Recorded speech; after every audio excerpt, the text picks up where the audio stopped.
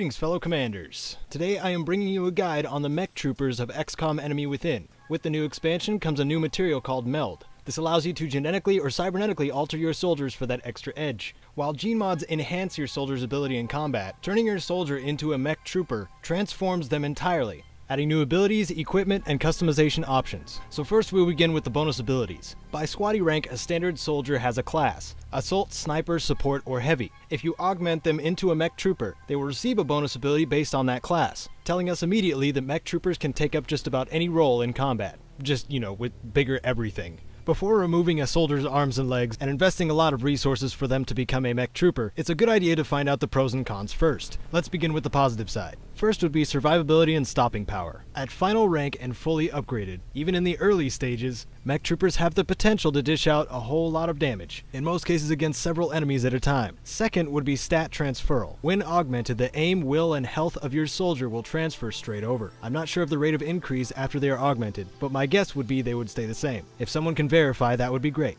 Thirdly, as more of a strategic hint, mechs do not normally receive the ability to cloak. However, if you have manufactured ghost grenades, your mech troopers can be cloaked just like anything else without mimetic skin, creating all kinds of new strategies. Now for a few downsides. First, it takes an incredible amount of resources and meld to fully upgrade your mech troopers. Be sure you're ready to make that investment. Secondly, your mech will not be able to utilize cover or suppress enemies. It has to do with the heat generation of their primary weapons. Thirdly, and the most important, is mech troopers cannot receive psi training, and psionic soldiers cannot become mechs. With this, mechs will be susceptible to mind control and psi attacks. Their only defense is will bonuses from squad mates, and their own will. But the fact that you brought up this guide means you have some interest in what they can do. So for the remainder of the guide, let me show you how awesome mechs can be. Now, you'd expect a mech's weapons to be much larger than your standard soldiers. In this case, you would be right. Mech troopers start out with the minigun. After researching heavy lasers, you can upgrade to the railgun. And after researching heavy plasma technology, you will be able to manufacture the mech's final primary weapon, appropriately named in every way, the particle cannon.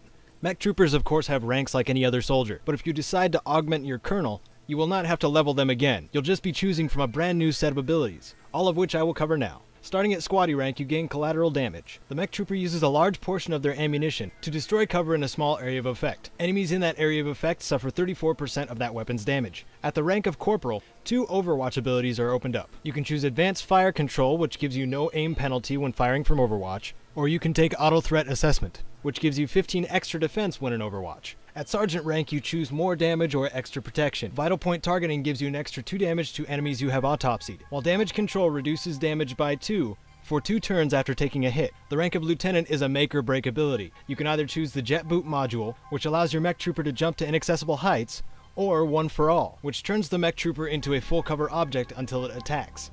The Captain rank gives self-repair or extra ammunition. Repair servos does exactly that. Your mech trooper repairs 2 health automatically if needed, per turn up to a total of 6 health. Whereas expanded storage increases primary weapon ammo by 50% and gives an extra use to restorative mist, grenades, and mines. At the rank of Major, all mech troopers gain the ability to fire their primary weapon if stationary and have it not cost an action. The final 2 abilities at the rank of Colonel add more protection to your mech trooper or a free shot. Absorption Field sets a limitation on the damage taken from an enemy. If the mech takes damage that's higher than a third of its maximum health, it will take that amount instead. The second ability is Reactive Targeting Sensors, giving them a free shot at the first enemy that attacks them per turn. Just like Overwatch, but free. Let's move into the process of building a mech suit. Like an ability tree, when you choose to upgrade your mech, you are given the chance to choose 1 of 2 pieces of equipment for each rank, letting you take out enemies faster, assist your squad, or a little bit of both. After creating your first mech suit, it begins in the Warden category. One of the equipment choices is the Flamethrower.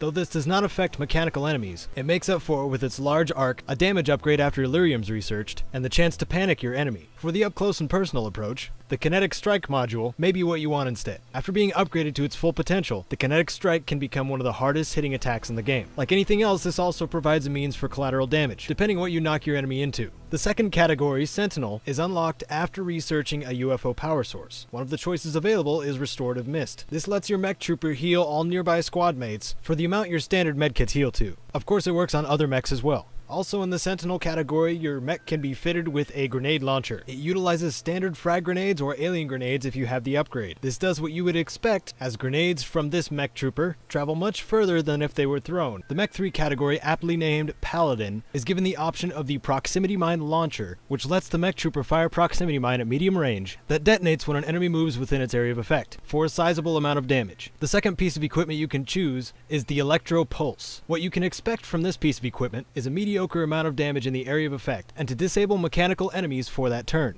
All of these pieces of equipment have their uses. I highly recommend you choose wisely, as your choices are permanent for each suit. It is my hope that you have a firm grasp on what it takes to make a mech trooper. If there's anything I possibly missed, be sure to put it in the comments section. Thanks so much for watching, and remember, humanity's survival depends on you. Good luck, Commanders.